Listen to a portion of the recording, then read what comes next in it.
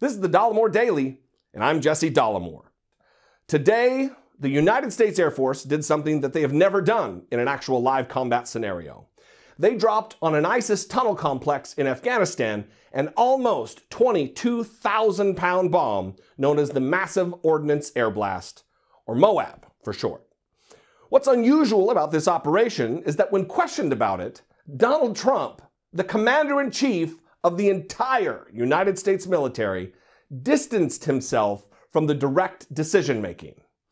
Unlike Harry S. Truman, who famously said the buck stops here, Donald Trump would rather delegate decision-makings, compartmentalizing it so he has someone to blame if something goes wrong. When asked by a reporter about the operation, he said, "Everybody knows exactly what happened, and what I do is authorize my military. We have the greatest military in the world, and they've done their job as usual, so we have given them total authorization." In this case, the go order was issued by U.S. Central Command's General Joseph Votel. The problem here is that U.S. Central Command, the Pentagon, nor the White House will yet confirm whether Donald Trump specifically issued the order or whether he has given the military a general authorization for such activities. Look, I don't expect the president to authorize every time a trigger is pulled in a forward operating area. But when something is done for the very first time in a real-world scenario, you would expect that the president would be the one to have made the call. Donald Trump, well, he's a coward, though, who is giving blanket authority to the commanders so he has someone to blame later. That's pathetic.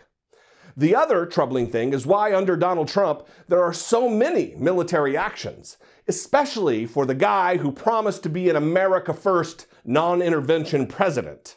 Simply put, Donald Trump is trying to distract from his major failings and scandals that might lead to his impeachment. He is using the men and women of our armed forces as a shield against economic news and job growth that is underwhelming by every metric.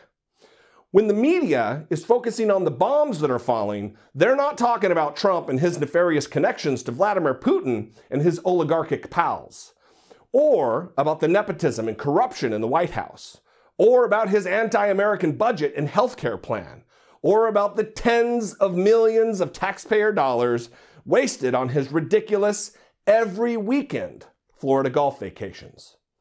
So listen up, President Trump. You can't bomb your way to popularity. You have to actually do something. So get off your ass, quit talking about what desserts you're eating while bombs are dropping, and do something to benefit the American people. Hey everybody, thank you so much for checking out my channel and this video. If you like what I do here and you appreciate it, go ahead and click subscribe. And if you really like it and appreciate what I do and you'd like to join my Patreon family, there's another link there for that. It's not just for the podcast, it's also for YouTube. Thanks a lot.